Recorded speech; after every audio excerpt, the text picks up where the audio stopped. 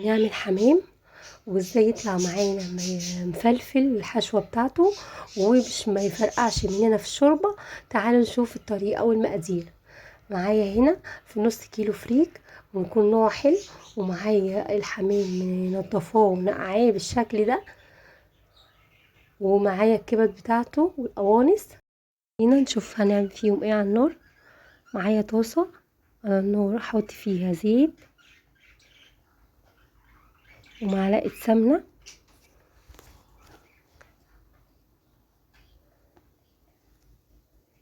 ابدا انزل بقى ببصله مبشوره او مقطعه صغير كده، اخدها تشويحه بسيطه.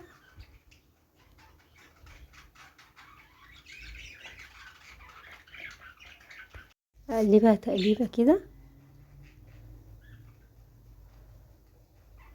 مش عايزاها تغمق معايا. وبعد كده انزل بالكبد، فيهم التوابل قرفه وملح وكاري ونعناع وفلفل اسمر، اقلبهم تقليبه كده. وبعد كده انزل بالفريك بتاعنا مغسول. انا مش بنقع الفريك، انا بغسله واحطه على طول، ما تنقعهوش عشان ما يتريش منك في الحشوه وفي السليق. هبدأ كده اشمعه مع التوابل مع الكبدة مع البصلة مع السمنة، اغلفه كده كويس، اغلفه. وبعد كده احط له نص كوباية مية واسيبه لغاية ما تشرب وتشرب معانا السوائل كلها. اسيبه بقى يبرد وبعد كده احشي بيه. همسك بقى هنا الحمام احشي بيه الخلطة بتاعتنا دي. ابدأ اخد الحمام احشيه بالخلطة الجميلة دي. احشيه من بطنه كده الاول، اخد معلقتين كده على الجنب عشان ما بوظش كل الفريك، عشان لو فاض حاجه معاكي يبقى ايه ما بوظتيش الفريك كله وتسويه لوحده جنب الاكل. هبدا احشي البطن بتاعه الحمام وما اكبسهاش قوي علشان ما يفرقعش منك في الشوربه. احشيه من البطن وما اكبس عشان ياخد راحته في السوا. واظبط الحمامية من بره عشان الفريك الزيادات اللي عليها من بره ما ينزلش في الشوربة. واظبطها كده عشان تبقى شكلها حلو. اقفل الحشوة بالقناصة، وهنا انا مش هينفع اربطها لان الراجل مبوظها لي من تحت، فهعملها بخلة. وهبدأ احشي الرقبة بتاعتها وما اكبس بردك. اوزع الحشوة في الرقبة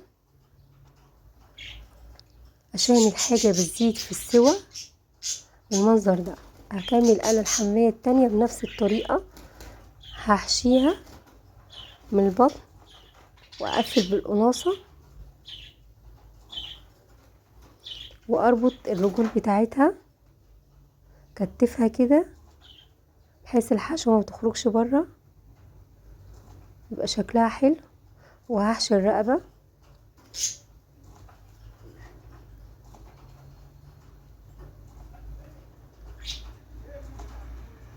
بالمنظر ده.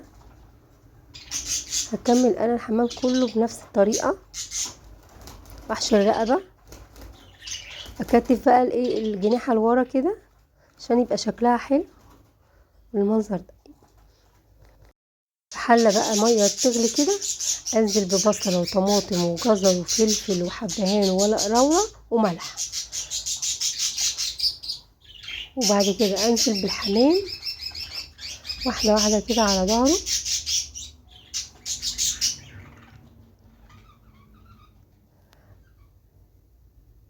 ياخد غلوة وبعد كده هدي عليه النار.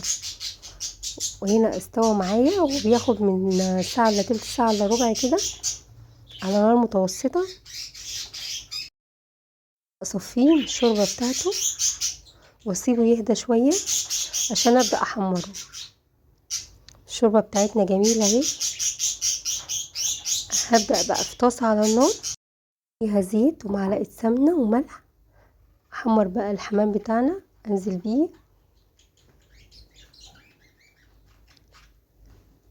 بالمنظر ده. وهنا خلي بالك عشان ممكن الزيت بيطرطش. وكمان ممكن احمره تحت الشواية، وعسل وتوابل وملح وفلفل، وادهن الحمام وادخله تحت الشواية. فدي بردك طريقة تانية للتحمير. وممكن بردك بدل الفريك تحطي رز بنفس الطريقة، وما تزوديش السوائل عشان ما يعجنش جوه الحمامية. وممكن نسوي الفريك كطبق جانبي جميل مغذي ومفيد بديل للرز، بنفس الطريقة بالكبد والقوانص، وهيبقى طبق جميل جنب الأكل. أنا هبدأ بقى أقلبه ويفضل ايدي فيه كده لغاية ما اخد التحميرة اللي أنا عايزاها.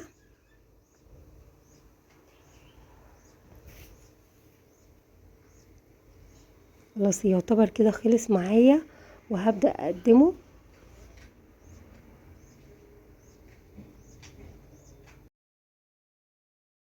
حمام خلص معايا بالمنظر ده، مفيش حاجة فرقعت، كله طلع جميل.